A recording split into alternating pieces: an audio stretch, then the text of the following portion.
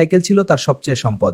বাবা আমি এসেছি দোকানে সাহায্য করতে। কিন্তু গ্রামের জমিদারের ছেলে রিয়াদ, সে প্রায়ই রাফিকে দেখে হাসত। এই ভাঙা সাইকেল নিয়ে চলিস? হ্যাঁ রে, চলছে তো। চলছে মানে? তোর স্বপ্ন কি এই সাইকেলের মতোই ভাঙা? কি বলছিস তুই? এটা নিয়ে কথা বলার অধিকার তোর নেই। সেদিন রাফি কিছু বলেনি, কিন্তু তার চোখে যে আগুন জ্বলছিল সেটা অপমানের আগুন। সেদিন রাতেই সে সিদ্ধান্ত নিল, একদিন এগিয়ে তার নাম মনে রাখবে। দিনে দোকান, রাতে পড়াশোনা। কখনো বিদ্যুৎ থাকতো না, কুপির আলোয় পড়তো রাফি। বন্ধুরা খেলতো মাঠে, সে লড়তো নিজের ভাগ্যের সাথে।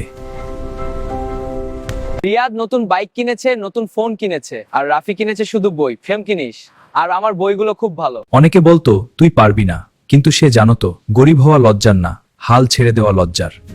পরীক্ষার দিন এলো, রাফি মাথা উঁচু করে হলরুমে ঢুকলো। তার চোখে এবার ভয় না, শুধু আত্মবিশ্বাস। কয়েক বছর পর গ্রামে একটা কালো গাড়ি ঢুকলো।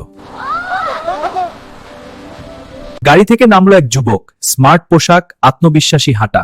সে আর কেউ না, রাফি। শহরে বড় কোম্পানিতে চাকরি পেয়েছে সে। আজ সে ফিরেছে নিজের গ্রামে। রিয়াদ এগিয়ে এসে চুপ করে দাঁড়িয়ে রইল। কিছু বলার ভাষা নেই তার। আমি প্রতিশোধ নিতে আসিনি, আমি প্রমাণ করতে এসেছি। সেদিন পুরো গ্রাম বুঝেছিল, গরিবের স্বপ্ন যদি আগুন হয় তাহলে সেই আগুন একদিন আকাশ ছুঁয়েই ছাড়বে।